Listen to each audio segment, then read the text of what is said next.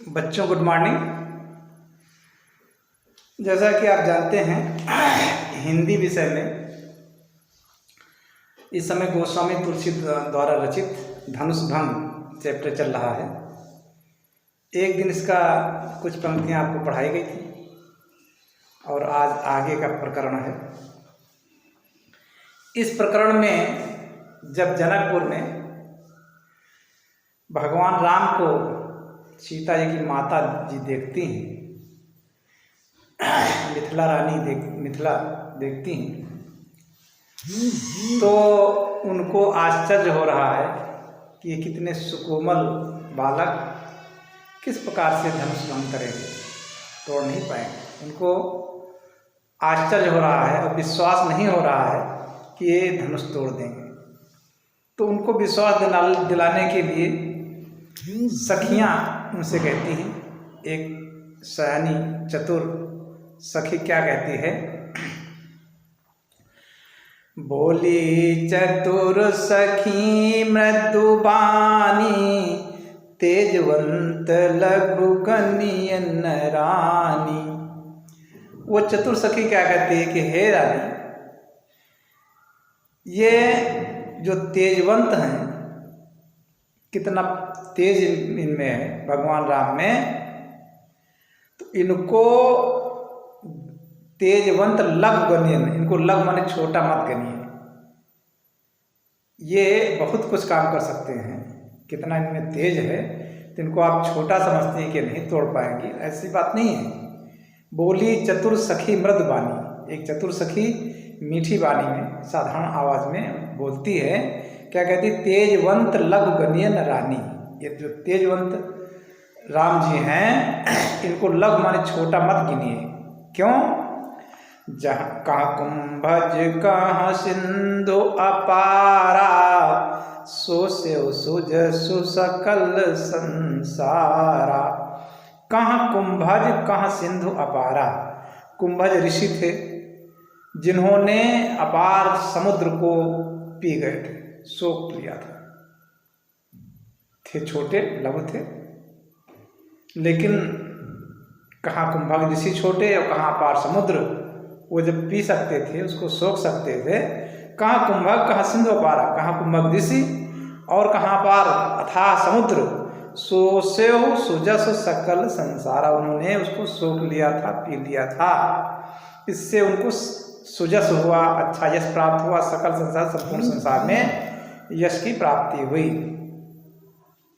फिर आगे उदाहरण देकर बताते हैं। तो ये उदाहरण दिया कि कुंभज ऋषि जब समुद्र सोख सकते हैं, तो ये तेजस्वी बालक क्यों नहीं धनुष तोड़ सकते। फिर दूसरा उदाहरण क्या देते हैं, रवि मंडल देखत लघु लागा, उदयता त्रिभुवन तम भागा। और क्या कहते हैं, रवि मंडल, रवि माने सूर्य, मंडल माने उसका गोला। सूर्य का गोला देखने में तो लघु माने छोटा प्रतीत होता है, नीचे से देखते हैं सूरज छोटा सा प्रतीत होता है उसका गोला, लेकिन उदय तासु त्रिभुवन तम भागा, उसके उदय होते ही, तास माने उसके, उदय माने उदय होते ही, त्रिभुवन माने तीनों लोगों का, तम माने अंधकार, भागा माने भग जाता है, नष्ट हो जाता है। उसके उदय मात्र से तीनों लोगों का अंधकार नष्ट हो जाता है और देखने में छोटा प्रतीत होता है। वैसे राम जी हैं, देखने में आपको छोटे प्रतीत होते हैं, लेकिन इनमें बहुत चमत्कार करने की शक्ति है। ये एक चतुर सखी समझा रही है। फिर इस पर भी विश्वास नहीं हुआ और उदाहरण देती हैं। क्या कहती है सखी, परम मंत्र परम लघु जासु बस, विधि हरिहर सुर सर्व, महामत गजराज कहूँ बस कर अंकुश खर्ज। क्या कहा, मंत्र परम लघु तास बस। मंत्र जो है बहुत छोटा होता है, परम माने बहुत, लघु माने छोटा, बहुत छोटा होता है। मंत्र परम लघु तास बस, और उसके बस में, मंत्र के बस में, मंत्र पढ़ दीजिए तो उसके बस में क्या हो जाते हैं, तास बस विधि हरिहर सुर सर्व। विध माने ब्रह्मा, हरि माने भगवान विष्णु, हर माने महादेव जी, ब्रह्मा विष्णु महेश और सुर सभी देवता उसके ये सभी मंत्र के वशीभूत हो जाते हैं, मंत्र के वश में हो जाते हैं। मंत्र छोटे होता है लेकिन ब्रह्मा विष्णु महेश और भी सभी देवता उसके वश में हो जाते हैं। यही नहीं, महामत गजराज कहूँ बस कर अंकुश खर्ब, महामत वाले हाथी को, गजराज माने हाथी, महामत माने महामत वाले, कहूँ माने को, बस कर माने बस में कर लेता है। कौन? अंकुश खर्ब, छोटा सा अंकुश। एक छोटा सा अंकुश होता है, वह बहुत बड़े मत वाले हाथी को भी बस में कर लेता है। तो होता छोटा है लेकिन इतने भयंकर मत वाले हाथी को वो बस में कर लेता है। तो ये आप मत सोचिए कि भगवान राम, श्री राम जी वो छोटे हैं, कोमल हैं, तो ये धनुष नहीं उठा पाएंगे, ऐसा मत सोचिए। इतने उदाहरण दिए हैं। फिर आगे उदाहरण देते हैं, काम कुसुम धनु सायक कीने, सकल भुवन अपने बस कीने। काम कुसुम धन, कामदेव, काम से मतलब कामदेव, कुसुम माने फूल, धन माने धनुष, धनुष उनका किसका है? फूलों का, फूलों का धनुष, फूलों के बाण चलाते हैं कामदेव। और सकल भुवन अपने उस फूलों के पुष्प के बाण से, पुष्प के धनुष बाण से संपूर्ण संसार को अपने बस में कर लेते हैं। कामदेव के बस में संपूर्ण संसार हो जाता है। तो ऐसा मत सोचिए कि राम जी छोटे हैं तो कैसे तोड़ेंगे धनुष। काम कुसुम धनु सायक कीन्हे, सकल भुवन अपने बस कीन्हे। कामदेव जी कुसुम माने फूल का, धन माने धनुष से, कुसुम के फूलों के धनुष बाण से संपूर्ण संसार को अपने बस में किए हुए हैं।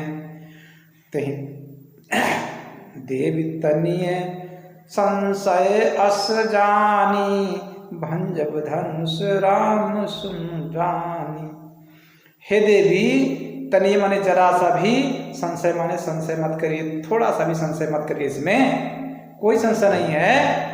भंजब धनुष राम सुन रानी, हे रानी सुनिए, इस धनुष का भंजन, इस धनुष को तोड़ने का काम रामचंद्र जी सुनिश्चित रूप से करेंगे, इसमें कोई जरा सा भी संशय नहीं है।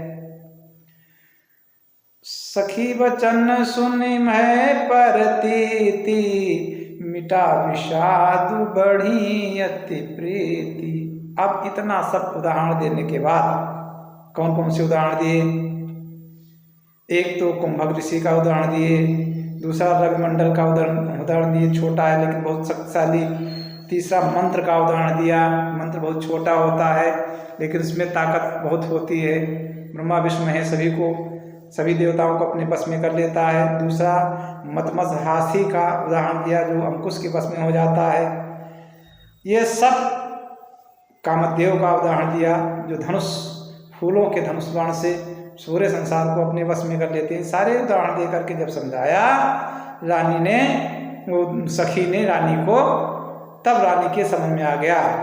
सखी वचन सुन भय प्रतीति, इतना समझाने के बाद में सखी का वचन से वो उनको प्रतीत हो गया, विश्वास हो गया। मिटा विषाद बढ़ी अति प्रीति, विषाद माने जो दुख था, कष्ट था कि नहीं तोड़ पाएंगे, वो मिटा मिट गए। इतने उदाहरण देने के बाद, इतना समझाने के बाद रानी का क्लेश खत्म हो गया, विश्वास जग गया और बड़ी अति प्रीति, उनको राम के प्रति प्रेम बढ़ गया, प्रीति बढ़ गई। ये एक खंड था जो परीक्षा के लिए महत्वपूर्ण था। इसका अर्थ हमने आपको बताया। अगर इसमें किसी शब्द का अर्थ आपको न समझ में आए, किसी पंक्ति का अर्थ न समझ में आए तो उसको कमेंट करके ज़रूर पूछिए। ये कक्षा 10 के लिए विशेष तौर से हम पढ़ा रहे हैं, जो 9th पढ़ते हैं वो भी पढ़ सकते हैं। भूगोल का जो चल रहा है इस समय, मानचित्र का अध्ययन ये परीक्षा और प्रतियोगी परीक्षाओं के दृष्टि से बहुत ही महत्वपूर्ण है। इसलिए चाहे जो भी पढ़ते हों, ये किसी के लिए नुकसानदेह नहीं है, इसलिए इसको सभी लोग पढ़ें। आपके लिए हमेशा आपके जीवन में आगे भी काम करेगी। इसलिए भूगोल का चैप्टर उसको 2 बार 3 बार जरूर पढ़िए, जो मानचित्र पढ़ाया जा रहा है, और पढ़ करके उसका नोट्स बनाइए। जैसे बताया हमने कि किस देश में की राजधानी क्या है, कौन नदियाँ हैं, कौन से पर्वत हैं, उसको अलग अलग आप नोट करिए। ये मैंने सोचा है कि आपकी परीक्षा लेंगे, ना भी लें परीक्षा तो भी आपके लिए बहुत महत्वपूर्ण है, परीक्षा काल में, पढ़ाई के काल में, इसके बाद में भी। तो इतना बस आज के दौर पे इतना ही। आगे से फिर कल का वीडियो देखा जाएगा। धन्यवाद।